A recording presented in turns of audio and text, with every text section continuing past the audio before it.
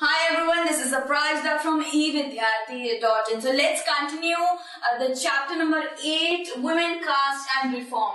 Topic पे आते हैं girls begin going to school. अब लड़कियों को स्कूली शिक्षा भी प्राप्त होने लग गई थी, यानी कि जो हाउस होल्ड एक्टिविटीज होती थी, जैसे कि एक वुमेन है जो हाउस होल्ड एक्टिविटीज कर रही है, सारे घर के काम एक्चुअली वुमेन से ही कराए जाते थे। एंड उसके बाद धीरे धीरे करके वुमेन्स को एजुकेशन देना स्टार्ट कर दिया था कुछ लोगों ने। वो लोग कौन थे देखते हैं। Schools were open by Vidyasagar, Ishwar Chandra Vidyasagar, Jyotibai Phule and Arya Samaj. अब मैंने बताया था आर्य समाज किससे सेटअप हुआ था, दयानंद सरस्वती ने इसको सेटअप करा था आर्य समाज को, जो क्या करता था, जो प्रमोट करता था कि विडो रीमैरी यानी कि विडो की शादी वापस कर सकते हैं। चाइल्ड मैरिज के लिए भी आर्य समाज ने काफी ज्यादा बुलंदी आवाज उठाई थी। एंड विद्यासागर और ज्योतिबाई फुले जो थी, उन लोगों ने भी इसके जो कॉज था कि गर्ल्स को भी एजुकेशन मिलना चाहिए, सो ज्योतिबाई फुले एंड आर्य समाज। ज्योतिबाई फुले एक वुमेन नहीं है, एक मैन है, ठीक है, आपको याद रखना है, ठीक है। सो इन लोगों ने गर्ल्स को स्कूली शिक्षा प्राप्त करने के लिए भाई बहुत लड़ाई करी थी। Women should be far away from public places and work on households।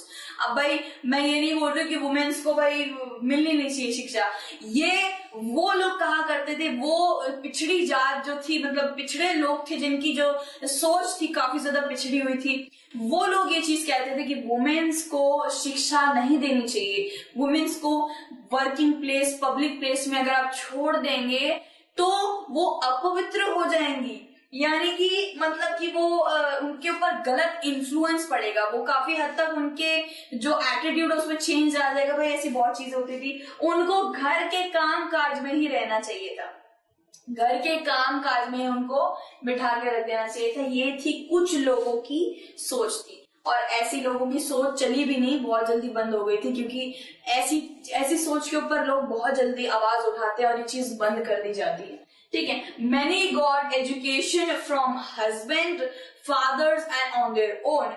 Mumtaz Ali wrote the first Urdu novel and made a reform। ठीक है, अब यहाँ पे बताया गया है कि पहले के टाइम पे स्कूल्स तो नहीं थे, लेकिन स्टिल वुमेन्स एजुकेट होती थी। कुछ लोग थे जो स्कूल्स तो थे नहीं, लेकिन कुछ लोग थे जो अपनी बेटियों को, अपनी बहुओं को पढ़ाना पसंद करते थे। उन्हें अच्छा लगता था कि उनकी बेटी बहुएं आगे पढ़े और लिखे। सो हस्बैंड्स, कुछ हस्बैंड्स जो साथ देते थे अपनी बीवियों का, वो पढ़ाते थे, फादर पिता भी पढ़ाते थे, एंड बहुत सी लड़कियां अपने आप से भी पढ़ा करती थी, ठीक है। मुमताज अली वो पहली औरत थी जिसने उर्दू नोवेल, साहित्यकार उर्दू नोवेल लिखी थी, एंड उन्होंने सबसे पहले एक रिफॉर्म बनाया था।